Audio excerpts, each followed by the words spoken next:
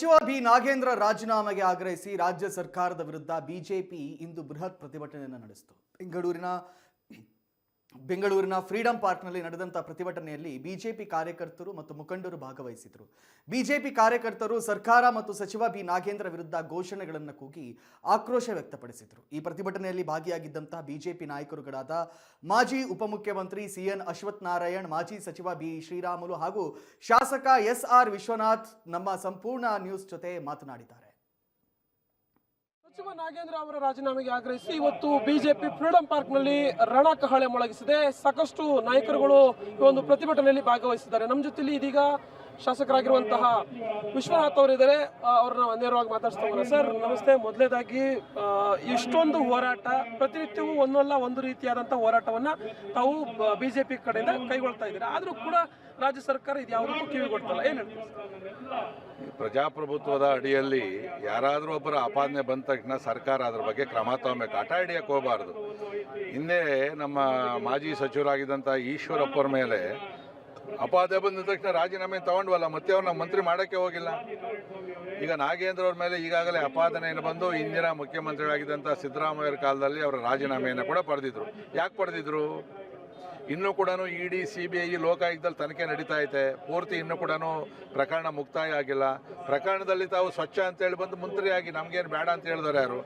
ಆದರೆ ಇವತ್ತು ಆಪಾದನೆ ಇರೋವಂಥ ಸಂದರ್ಭದಲ್ಲಿ ಇವತ್ತು ನೀವು ಯಾವುದೋ ಒತ್ತಡಕ್ಕೆ ಒಳಗಾಗಿ ನಾಗೇಂದ್ರರವರನ್ನು ಮಂತ್ರಿ ಮಾಡಿರ್ತಕ್ಕಂಥದ್ದು ಇಡೀ ST ಜನಾಂಗಕ್ಕೆ ಮಾಡಿರ್ತಕ್ಕಂಥ ಅವಮಾನ. ಯಾಕಂದರೆ ಅವ್ರ ದುಡ್ಡು ತಿಂದಿರ್ತಕ್ಕಂಥದ್ದು. ₹1, ₹2 ಅಲ್ಲ, ₹1, ₹2, ₹1000 ತಿಂದವ್ರನ್ನೆಲ್ಲ ಲೋಕಾಯುಕ್ತವ್ರು ಹಿಡಿದು ಅವ್ರನ್ನ ಅರೆಸ್ಟ್ ಮಾಡಿ ಜೈಲು ಕಳಿಸಿರ್ತಕ್ಕಂಥ ಉದಾಹರಣೆಗಳೈತೆ. 187 ಕೋಟಿಯನ್ನು ರಾಜಾರೋಷವಾಗಿ ಅಕೌಂಟ್ಗಳಿಗೆ ಟ್ರಾನ್ಸ್ಫರ್ ಮಾಡಿ ಆಂಧ್ರಕ್ಕೆ ಕಳಿಸಿ ಅದು ಕೂಡ ವ್ಯವಸ್ಥಿತವಾಗಿ ದುಡ್ಡನ್ನು ಹೊಡೆದಿರ್ತಕ್ಕಂಥದ್ದು ಜಗಜ್ಜಾಹೀರಾಗಿದೆ. ಇದನ್ನು ನಾವು ವಿರೋಧ ಪಕ್ಷವನ್ನು ನಾವು ಕೇಳಲೇಬೇಕಲ್ಲ. ನಾವು ಕೇಳಲಿಲ್ಲ ಅಂದರೆ ಜನ ಏನು ಹೇಳ್ತಾರೆ? ಇವರು ಕೂಡ ಭ್ರಷ್ಟಾಚಾರ ಜೊತೆಯಲ್ಲಿ ಸಹಕಾರವನ್ನು ಕೊಡ್ತಾವ್ರೆ ಅಂತ ಹೇಳ್ತಾರೋ ಇಲ್ವೋ? ಈಗ ನಾವು ಹೋರಾಟವನ್ನು ಮಾಡಿದ್ರೆ ಬರಗಾಲ ಚರ್ಚೆ ಮಾಡಬೇಕು, ಅಭಿವೃದ್ಧಿಗೆ ಅಡ್ಗಾಲ ಹಾಕು ಅಂತ ಹೇಳ್ತಾರೆ. ನಿಮ್ಮನ್ನು ಅಡ್ಗಾಲ ಹಾಕಿರೋರು ಯಾರು? ಬರಗಾಲಕ್ಕೆ ಏನು ದುಡ್ಡು ಬೇಕೋ ಬಿಡುಗಡೆ ಮಾಡಿರಿ, ನಮ್ಮನ್ನೇನು ಕೇಳೋ ಅವಶ್ಯಕತೆ ಇಲ್ಲ. ಪ್ರತಿ ಕ್ಷೇತ್ರಕ್ಕೆ 200 ಕೋಟಿ ಕೊಡ್ತೀರಿ, ಕೊಡ್ರಿ, ಬೇಡ ಅಂತ ಹೇಳಿದವ್ರು ಯಾರಾದ್ರೂ. ಆದರೆ ನಿಮ್ಮಲ್ಲಿ ಸಂಬಳ ಕೊಡೋಕ್ಕೂ ಕಾಸಿಲ್ಲ. ಇವತ್ತು ಯಾವುದೇ ಕಾಮಗಾರಿಗಳು ನಡೀತಾ ಇಲ್ಲ. ಇವತ್ತು ಈ ಒಂದು ನೆಪದಲ್ಲಿ ವಿರೋಧ ಪಕ್ಷ ಬಿ ನಾಗೇಂದ್ರ ಅವರ ರಾಜೀನಾಮೆಗೆ ಆಗ್ರಹಿಸಿ ಬಿಜೆಪಿ ಹಲವು ರೀತಿಯಲ್ಲಿ ಪ್ರತಿನಿತ್ಯ ಒಂದೊಂದು ರೀತಿಯಾದಂತಹ ಪ್ರತಿಭಟನೆ ಹಮ್ಮಿಕೊಳ್ತಾ ಇದೆ. ಇವತ್ತು ಫ್ರೀಡಂ ಪಾರ್ಕ್ ನಲ್ಲಿ ಬಿಜೆಪಿ ಪ್ರತಿಭಟನೆಯನ್ನ ಮಾಡ್ತಾ ಇರುವಂತದ್ದು. ನಮ್ಮ ಜೊತೆಯಲ್ಲಿ ಮಾಜಿ ಸಚಿವರಾಗಿರುವಂತಹ ಅಶ್ವಥ್ ನಾರಾಯಣ್ ಇದ್ದಾರೆ. ಅವರನ್ನ ನೇರವಾಗಿ ಮಾತಾಡ್ಸ್ತಾ ಹೋಗೋಣ. ಸರ್ ನಮಸ್ತೆ. ಮೊದಲನೇದಾಗಿ ಸರಣಿ ಪ್ರತಿಭಟನೆ ನಿಮ್ಮ ಬಿಜೆಪಿ ಪಕ್ಷದಿಂದ, ಮೈತ್ರಿ ಪಕ್ಷವಾಗಿರುವಂತಹ JDS ಕೂಡ ಹಲವು ಪ್ರತಿಭಟನೆಗೆ ಸಾಥನ್ನು ನೀಡ್ತಾ ಇರುವಂತದ್ದು. ಆದ್ರೆ ಅಂತಿಮವಾಗಿ ಇನ್ನೂ ಕೂಡ ಬಿ ನಾಗೇಂದ್ರ ಅವರ ರಾಜೀನಾಮೆ ಇನ್ನೂ ಆಗಿಲ್ಲ, ಏನ್ ಹೇಳ್ತೀರಿ ಬಗ್ಗೆ? ನ್ಯಾಯಬದ್ಧವಾಗಿ ದಲಿತರ ಪರವಾದಂಥ ಹೋರಾಟವನ್ನು ಇವತ್ತು ಭಾರತೀಯ ಜನತಾ ಪಾರ್ಟಿ ND ಮೈತ್ರಿ ಪಕ್ಷಗಳು ಮಾಡ್ತಿರುವಂಥದ್ದು. ಈ ದಿಕ್ಕಲ್ಲಿ ಸರ್ಕಾರ ಮಣಿಬೇಕು, ನಾಗೇಂದ್ರ ಅವ್ರನ್ನ ವಜಾಗೊಳಿಸಬೇಕು, ಮಂತ್ರಿ ಸ್ಥಾನದಿಂದ ಒತ್ತಾಯವನ್ನು ಮಾಡಿ ಹೋರಾಟವನ್ನು ಮಾಡ್ತಿದ್ವಿ. ಖಂಡಿತ ನಮ್ಮ ಹೋರಾಟ ಜಯವಾಗುತ್ತೆ ಅನ್ನೋ ವಿಶ್ವಾಸ ಇದೆ. ಸರ್, ಒಂದು ಕಡೆ ನೀವು ಹೋರಾಟ ಮಾಡ್ತಿದ್ರಿ, ಇನ್ನೊಂದು ಕಡೆ ಇದು ವೈಯಕ್ತಿಕ ಟಾರ್ಗೆಟ್ ಮಾಡ್ತಾ ಇದ್ದಾರೆ. ನಾನು ದಲಿತ ಅನ್ನುವಂಥ ಕಾರಣಕ್ಕೆ ಈ ರೀತಿಯಾಗಿ ಟಾರ್ಗೆಟ್ ಮಾಡ್ತಾರೆ ಅಂತ ನಾಗೇಂದ್ರ ಅವ್ರು ಹೇಳ್ತಾ ಇದ್ದಾರೆ. ಬಿಜೆಪಿಯಲ್ಲೂ ಕೂಡ ಹಲವು ನಾಯಕರುಗಳಿದ್ದಾರೆ, ಭ್ರಷ್ಟಾಚಾರ ಮಾಡಿದಂಥವ್ರು, ಮುಖ್ಯಮಂತ್ರಿಗಳೇ ಇದ್ದಾರೆ ಬೇರೆ ರಾಜ್ಯದಲ್ಲಿ ಅಂತ ಹೇಳ್ತಾರೆ. ನೋಡಿ, ಈ ಆಪಾದನೆಯನ್ನು ಹೊತ್ತು ಸನ್ಮಾನ್ಯ ನಾಗೇಂದ್ರ ಅವರು ರಾಜೀನಾಮೆಯನ್ನು ಕೊಟ್ಟಿದ್ದರು. ಅವರ ಬಂಧನವೂ ಆಗಿತ್ತು. ಈ ವರ್ಷ ಅವ್ರ ಮೇಲೆ ಚಾರ್ಜ್ ಶೀಟು ಆಗಿದೆ CBI ಮತ್ತು ಇಡಿಯಿಂದ. ಇವೆಲ್ಲ ಇದ್ದರೂ ಸಹ ಹೇಗೆ ಅವ್ರು ಮತ್ತೊಮ್ಮೆ ನೀವು ಮಂತ್ರಿ ಮಾಡಲಿಕ್ಕೆ ಸಾಧ್ಯವಾಗಿದೆ? ಅವ್ರು ಲೂಟಿ ಮಾಡಿರೋದು ಯಾರ ಹಣ? ದಲಿತರ ಹಣ. ಹಾಗಾಗಿ ದಲಿತ ಅನ್ನುವಂಥ ಹೆಸರಿನಲ್ಲಿ ಇವತ್ತು ರಕ್ಷಣೆಯನ್ನು ಪಡೆಯೋಕ್ಕೆ ಹೋಗುವಂಥದ್ದು ಸರಿಯಲ್ಲ. ಇವತ್ತು ಅನ್ಯಾಯ ಆಗಿರೋದು ವಾಲ್ಮೀಕಿ ಜನಾಂಗಕ್ಕೆ.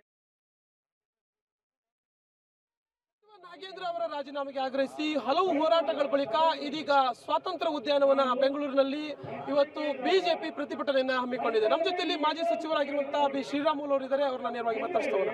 ಸರ್ ನಮಸ್ತೆ. ಸಾಕಷ್ಟು ಹೋರಾಟಗಳಾಯ್ತು. ಒಂದೇ ವಿಚಾರ ಏನು, ನಾಗೇಂದ್ರ ಅವರ ರಾಜೀನಾಮೆ ಬೇಕು ಅಂತ. ಆದರೂ ಕೂಡ ಇಷ್ಟೊಂದು ಹೋರಾಟದ ಬಳಿಕವೂ ಕೂಡ ರಾಜೀನಾಮೆಯ ಯಾವುದೇ ಮುನ್ಸೂಚನೆ ಇಲ್ಲ, ಯಾವುದು ಇಷ್ಟೆಲ್ಲ ನಡೆದ್ರೂ ಕೂಡ ಏನು ಸಂಬಂಧ ಇಲ್ಲ ಅನ್ನುವಂಥದ್ದು ರೀತಿಯಲ್ಲಿ ರಾಜ್ಯ ಸರ್ಕಾರ ನಡ್ಕೊಳ್ತೀವಿ. ಇವತ್ತು ಭಾರತೀಯ ಜನತಾ ಪಾರ್ಟಿ ಏನು ಹೋರಾಟ ಮಾಡ್ತಾ ಇದೆನೋ ಒಂದು ವ್ಯಕ್ತಿ ವಿರುದ್ಧ ಹೋರಾಟ ಅಲ್ಲ, ಇದು ವ್ಯವಸ್ಥೆ ವಿರುದ್ಧ ಹೋರಾಟವನ್ನು ಮಾಡಂತ ಕೆಲಸ ಮಾಡ್ತಾ ಇದ್ವಿ. ಇವತ್ತು ಈ ಭ್ರಷ್ಟಾಚಾರ, ಇವತ್ತು ಸರ್ಕಾರ ಇದನ್ನ ಭ್ರಷ್ಟಾಚಾರ ಆರೋಪವನ್ನು ಒತ್ತುಕೊಂಡಿದೆ. ಈ ಆರೋಪ ಭ್ರಷ್ಟಾಚಾರ ಹೊತ್ಕೊಂಡ ನಂತರ ಇವತ್ತು ಒಬ್ಬ ಅಮಾಯಕ ಸತ್ತೋಗಿದ್ದಾನೆ. ಚಂದ್ರಶೇಖರನ್ ಅಂತ ಒಬ್ಬ ವ್ಯಕ್ತಿ ಅಮಾಯಕ ಸತ್ತೋಗಿದ್ದಾನೆ.